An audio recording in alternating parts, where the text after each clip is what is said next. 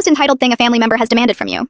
After 7 months of failed attempts, my husband Kyle and I announced that we were finally pregnant. Everyone erupted with cheers, except for my sister Jacqueline, who smashed her wine glass against the marble counter.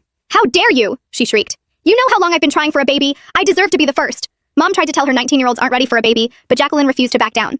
She grabbed her purse, then dramatically stormed out yelling that I better abort my baby within 1 week, or else she's getting the police involved. The next morning, she showed up at our door with printed pages from abortion clinics, shoving them into Kyle's chest while he was still in his boxers. "I made appointments for her at 3 different places," she announced to our entire cul-de-sac. "She just needs to pick one." When Kyle tore up the papers, she called the whole family demanding an emergency intervention. That Sunday, 23 relatives crammed into Mom's living room, while Jacqueline stood at the fireplace like she was delivering a TED Talk on why I was destroying her life by having a baby first. She actually had a PowerPoint.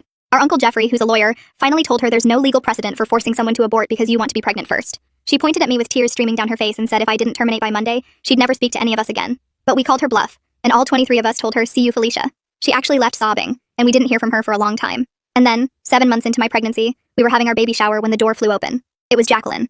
She walked in with her hand on a massive belly, wearing a shirt that said, "First grandchild loading." Everyone went silent. Mom dropped her cake knife. "Surprise! I'm almost due," she announced, spinning around so everyone could see. "I got pregnant right after that horrible meeting where you all betrayed me. I'm 10 weeks away from giving birth." Nobody was impressed, and when I decided to screw with her and mentioned my due date that was 8 weeks away, her face turned deep red with anger. She grabbed my arm and whispered the dates didn't matter because she'd make sure hers came first, then left before anyone could respond. My mom called me that Tuesday bawling her eyes out.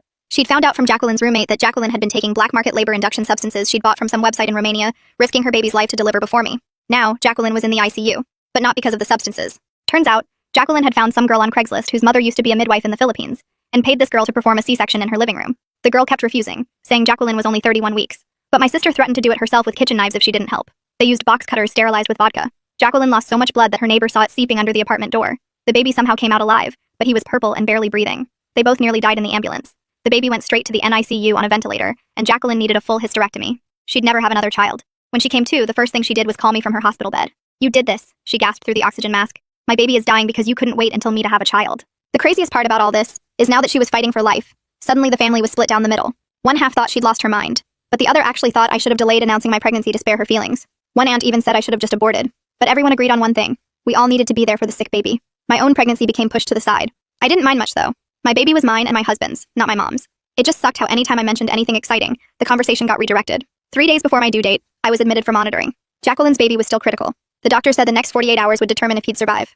The scariest part was that I could see her through my doorway, standing in the hall between the NICU and maternity ward.